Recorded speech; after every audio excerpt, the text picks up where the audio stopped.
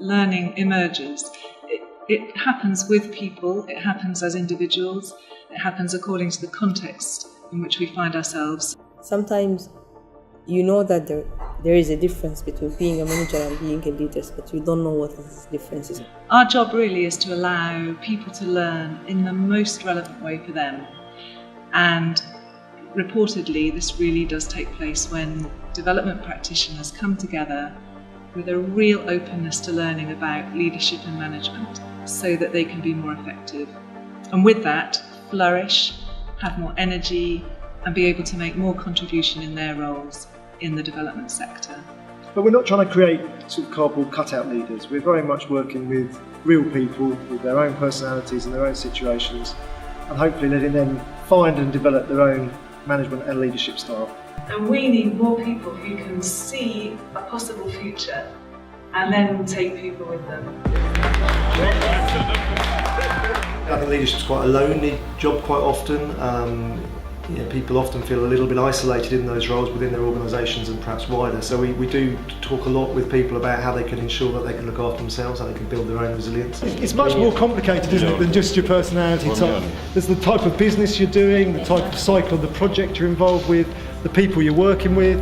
So our learning is fluid, responsive, but it is also full of practical and useful methods. For instance, if we were looking at team building, we wouldn't do it in an abstract way. We would get people to look at real members of their team, real situations. So I think by using an experiential method, it does really help people embed the knowledge, because they're not just having to sort of remember it as information, they're actually remembering it as a real experience that they've worked through.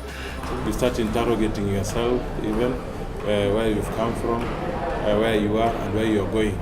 And sometimes you discover good things about yourself that you don't even know. Even though we are from very different countries and we come from different sectors of work, that we have very similar issues or challenges every day. The diversity that is on the course is actually a real benefit to people, and we work with that diversity. 1, 2, 3. So our job is really to hold the space, to allow people to learn, giving some input, but also relying a lot on cross-fertilisation of experience. The group was so diverse, still I could connect with them. I could find a common ground. We also encourage people throughout to action plan, to really think about things they're going to take back to their work context and actually really apply it. The course managers would provide a general idea of a topic or a skill or a tool, and then they would give us an exercise that would really make us think about how to apply it, and made us realize that what they were saying really made sense and was really applicable. If we can help people develop their full potential, we believe that the sector itself can improve in times that are complex and demanding. I think a really important thing for modern workplaces is that people are not just able to cope, but they can actually learn and develop from quite tough situations, and they develop their confidence and skills as they go.